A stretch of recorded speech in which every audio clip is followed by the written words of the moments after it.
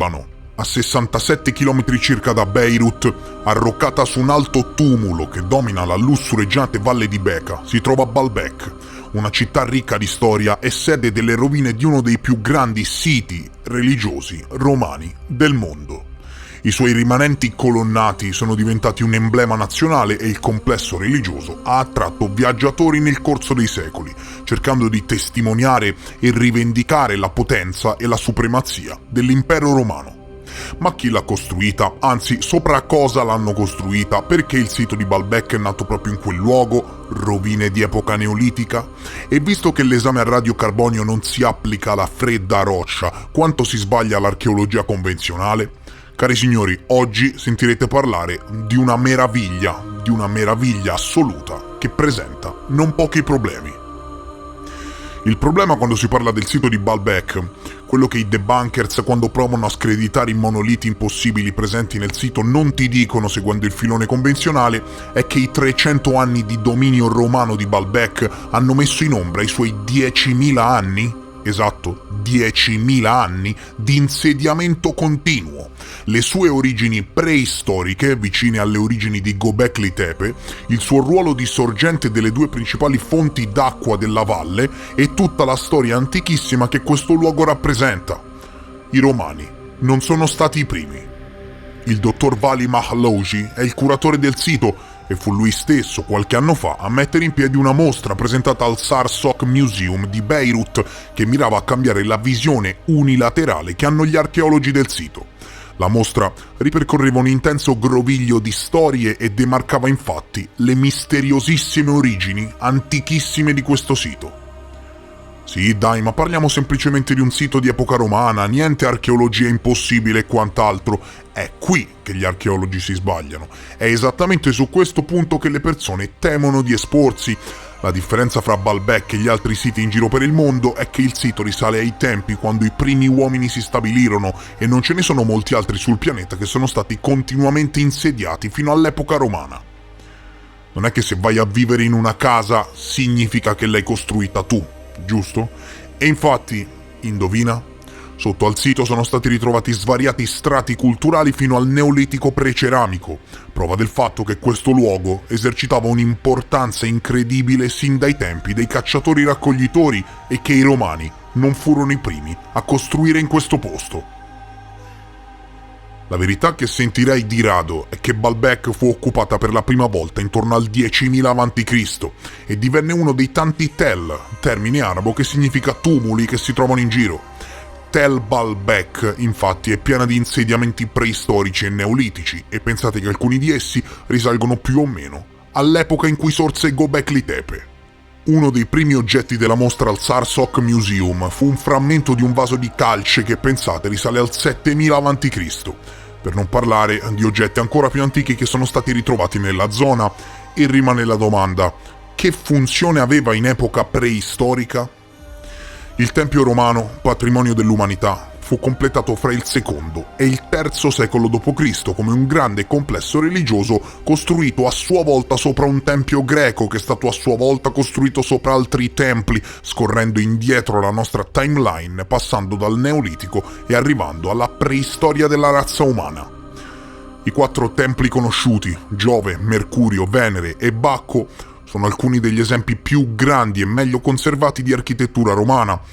Ma cosa rappresentava per gli antenati questo posto?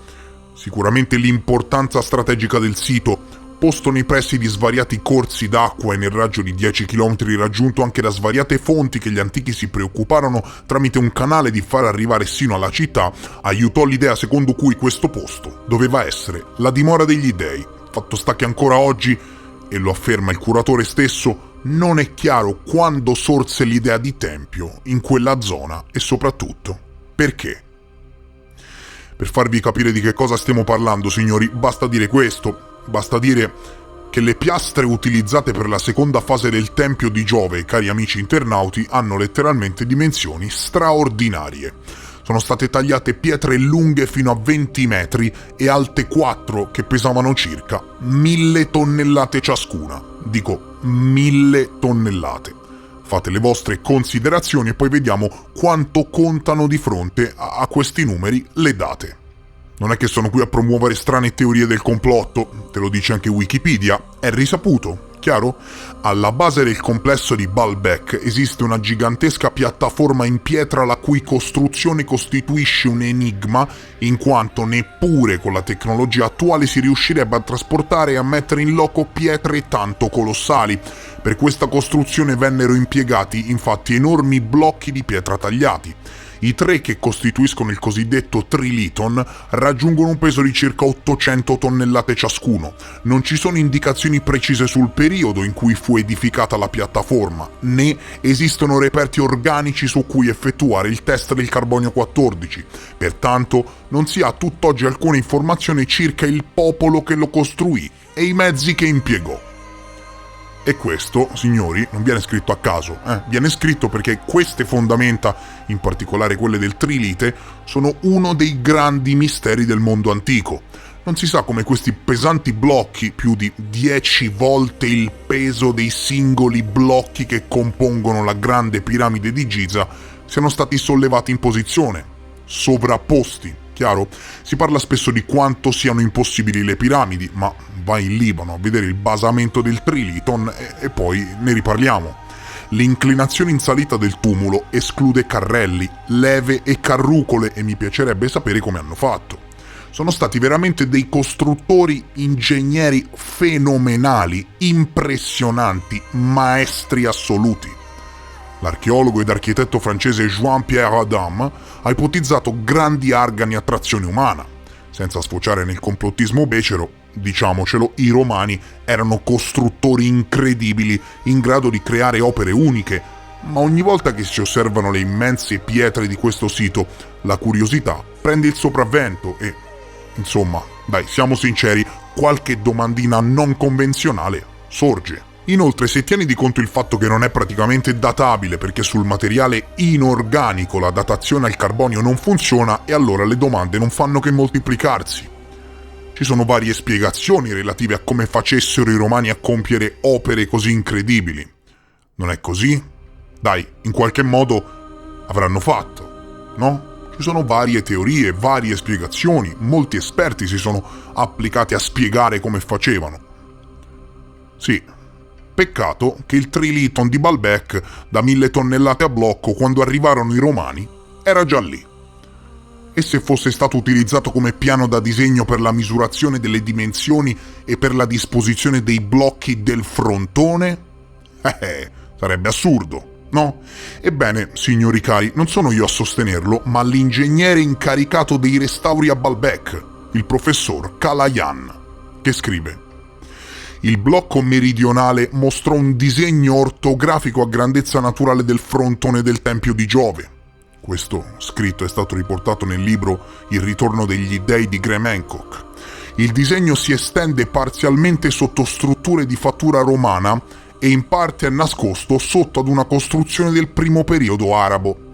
Questa scoperta suggerisce che il Trilite fosse già in loco e che sia stato utilizzato come piano da disegno per la misurazione delle dimensioni e la disposizione dei blocchi del frontone. Inoltre possiamo concludere che dopo la realizzazione del frontone, quando il disegno non serviva più, venne portato a termine il progetto costruttivo al di sopra del livello del Trilite.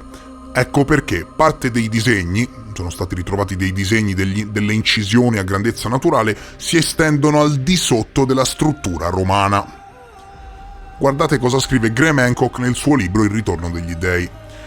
Ovviamente, essendo stato impiegato per il disegno di un progetto architettonico di una parte del Tempio di Giove, come ammette il dottor Kalayan, e in particolare essendo stato in parte coperto successivamente da costruzioni romane, l'unica deduzione logica è che debba essere più antico del Tempio. Quindi i romani trovarono già lì la parte più impossibile, diciamo, del sito. Dunque, se era già lì, chi lo ha costruito? Nella letteratura scettica, quando si parla di blocchi di pietra così grandi e così antichi, non si parla di dati di fatto che screditano magari teorie alternative. No, si parla solo ed esclusivamente di speculazioni, di fronte invece alle conclusioni dell'ingegnere addetto ai restauri del sito che, Basando le sue analisi su fatti accertati dai rilievi e dai disegni, afferma che il Trilite era già lì prima dei Romani, ma quanto prima? Questo non lo sappiamo, fatto sta che questo pensiero, date le dimensioni del basamento, è veramente terrificante. La sola possibilità, attenzione, nessuno sta parlando di verità assolute, ma la sola possibilità sollevata dall'ingegnere che non siano stati i Romani a costruire il Trilite di Baalbek è letteralmente terrificante. La letteratura secondo cui il Trilite sia più antico del sito stesso venne scalzata dal presunto, attenzione, presunto ritrovamento di un tamburo di colonna romana sotto il Trilite stesso, a riprova del fatto che sì, è più antico del sito ma non di molto. Ebbene, dopo gli assedi, le fondamenta, spiega il curatore del sito, erano naturalmente riparate, altrimenti intere sezioni del muro sarebbero crollate, e quindi è possibile che, siccome gli arabi riciclavano spesso opere e costruzioni romane, è possibile che il tamburo di colonna romana sia finito nelle fondamenta per questo motivo, per ripararle durante i lavori di ristrutturazione, quando le fondamenta di Baalbek vennero ripetutamente scosse durante i numerosi assedi che il santuario subì mentre fungeva da fortezza. In poche parole, il ritrovamento del tamburo di colonna romana sotto le fondamenta del Trilition non smentisce la possibilità secondo cui sia di migliaia di anni più antico del sito stesso, anzi, perché se furono i Romani a costruire il basamento avrebbero dovuto utilizzare come toppa un tamburo di colonna così a caso?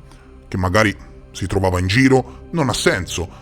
Hanno più senso due spiegazioni: o che siano stati gli arabi dopo gli assedi a rattoppare il basamento con il tamburo di colonna romana precedente, o che i romani una volta giunti sul sito e avendo già trovato lì il Trilite, sapendo comunque di volerci costruire sopra, si sono assicurati di riparare le fondamenta, di metterle in sicurezza prima di iniziare i lavori. E sia come sia, il ritrovamento della colonna romana sotto al Trilition non dimostra assolutamente niente, non dimostra che sia stato costruito dai Romani.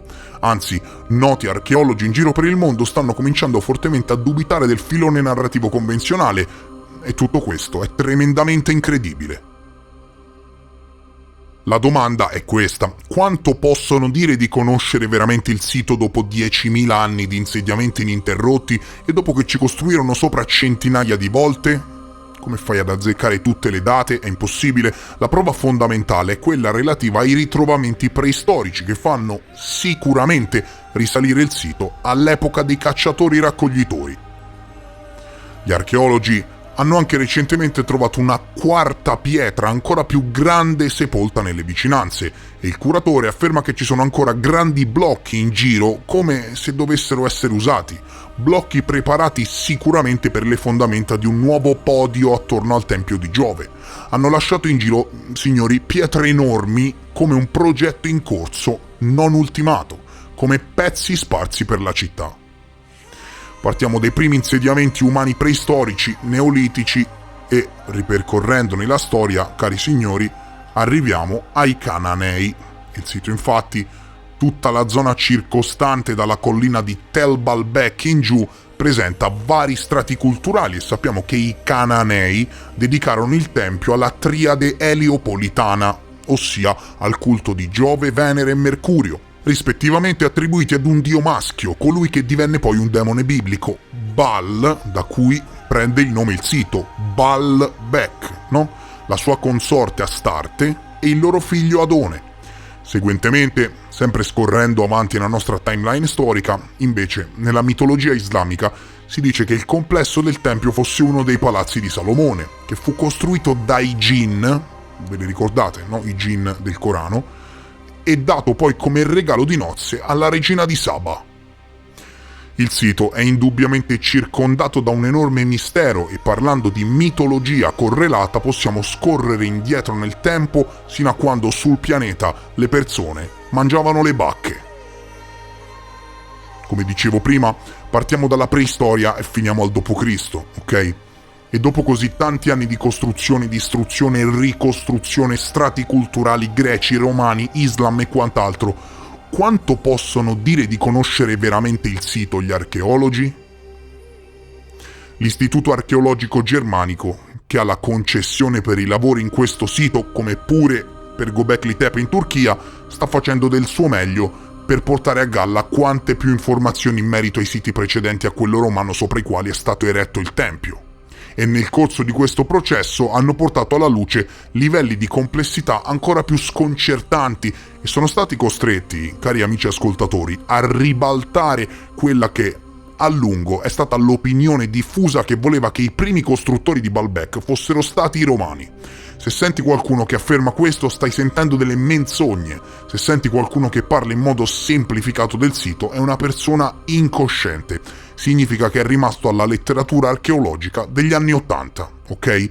I primi costruttori di Baalbek non furono i romani. Chiaro? Le cose sono ben diverse. Al di sotto del luogo dove sono stati eretti i templi si trova la cosiddetta camera interna del tempio di Giove e vi sono resti di una collina sacra molto più antica del tempio stesso. Tel Baalbek è databile almeno, e dico almeno, a 10.000 anni fa, circa 8.000 anni prima che i romani arrivassero in questo luogo, ok? 8.000 anni! Quindi le origini di questo strano e antichissimo sito sono da ricercare in epoca preistorica. È stata scoperta una lunga sequenza di insediamenti neolitici, probabilmente risalenti al Neolitico preceramico, spostando le origini di Baalbek a un'epoca molto prossima a quella in cui fiorì Göbekli Tepe in Turchia. Ecco la verità assoluta in merito a questo sito, uno dei pochi, se non l'unico sito al mondo che presenta monoliti unici di pietra che arrivano a pesare più di 1.000 tonnellate. Dico 1.000 tonnellate. Alcuni membri dell'Istituto Archeologico Germanico hanno identificato all'interno di una sorta di podio a forma di U i resti di quella che gli archeologi vedono come una fase costruttiva più arcaica, a riprova del fatto che quello che vediamo noi è più antico di quanto pensassimo e che semplicemente chi arrivò ci costruì sopra. Era dopo era. Inoltre, le testimonianze contemporanee sono pari a zero e non sappiamo letteralmente chi fu a commissionare il tempio. Alcuni archeologi sospettano che per quanto riguarda Baalbek ci sia lo zampino di Erode, ma non sanno in che misura. Probabilmente ci sono parti della struttura che sono più antiche di altre. Probabilmente ci sono parti che addirittura risalgono a molto tempo prima che i romani giunsero sul posto e dalle analisi relative al sito hanno scoperto che il podio 1 e il podio 2 sono stati lavorati dalla dinastia Giulio-Claudia, mentre si sospetta che sia esistito un podio 0 sul quale Erode cominciò a costruire. La certezza unica che hanno gli archeologi in mezzo ai molti sospetti e alle molte domande è che questo sito di interesse religioso è stato insediato in modo continuo, signori, continuo, per 12.000 anni. Per oggi è tutto. Se hai seguito con piacere questo documentario e vuoi più contenuti di questo tipo sul canale, mi raccomando, fammelo capire con un like. Se hai apprezzato questo lavorone, mi raccomando, aiuta questo spazio virtuale con un semplice like che non ti costa nulla, quindi ti intimo a non fare il macaco disevoluto, no? Lascia un like e siamo tutti contenti. Se sei nuovo e ti interessi ai temi che affronto, iscriviti al canale perché dobbiamo assolutamente crescere. Io vi ringrazio per essere stati con me alla ricerca dei misteri più assurdi dell'esistenza umana e vi rimando al prossimo episodio. Adieu!